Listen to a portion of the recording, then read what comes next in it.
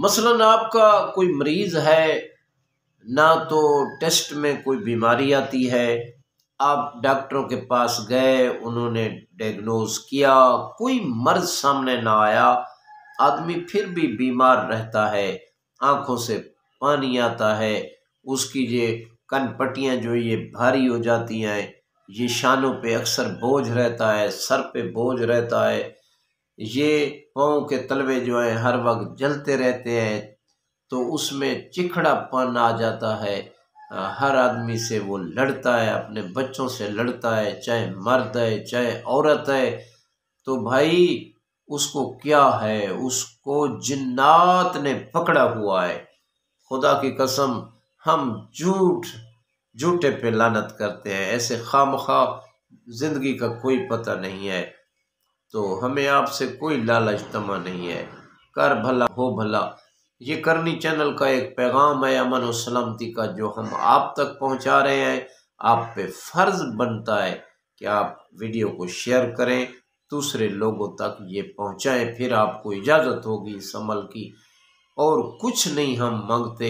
Video کو share کرنا ہے اور کرنی چینل کو سبسکرائب کرنا ہے، اور خوبصورت سا کومنٹ لکھنا ہے، ہم خوش ہو جاتے ہیں، آپ کے نام آ جاتے ہیں ہمارے پاس، ہم دعائیں بھی نام لے کر آپ کے لیے کراتے ہیں۔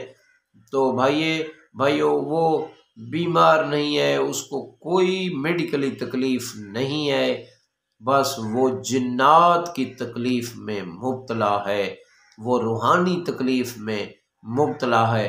تو آئیے اس کا علاج کرتے ہیں۔ تو آخر میں 15 سیکنڈ کی دعا ہوتی ہے، جو اس میں شامل نہیں ہوتا اس کا کوئی کام نہیں ہوتا۔ ویڈیو پوری سنیں۔ تو عمل کی طرف چلتے ہیں۔ تو بھائیو یہ تسبیحات اربع اور ایت الکرسی یہ دونوں آپ نے پڑھنی ہے۔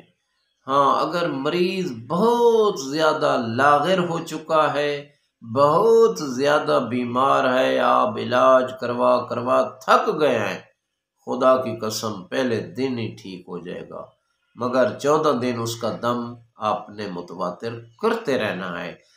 تو آپ نے 786 مرتبہ سبحان اللہ والحمد للہ ولا الہ الا اللہ واللہ اکبر، یہ تسبیحات اربع سے کہتے ہیں، اس سے تیسرا کلمہ بھی بولتے ہیں، یہ پڑھنا ہے 786 مرتبہ، اور 41 مرتبہ مریض ہے یا مریضہ ہے روزانہ ایت الکرسی پڑھنی ہے۔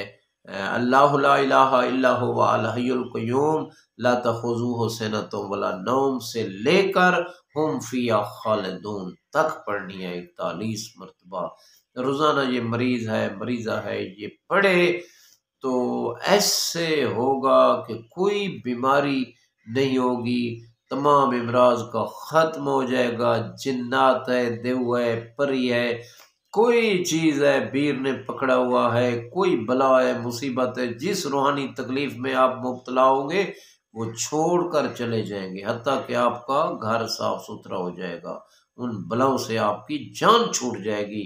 تو آخر میں میری یہ دعا ہے کہ اے اللہ ہمیں راہ مستقیم پر قائم رہنے کی توفیق عطا فرما۔ کروڑوں درود و سلام ہوں محمد و آل محمد علیہ السلام پر، اللہم صلی علی محمد و آل محمد۔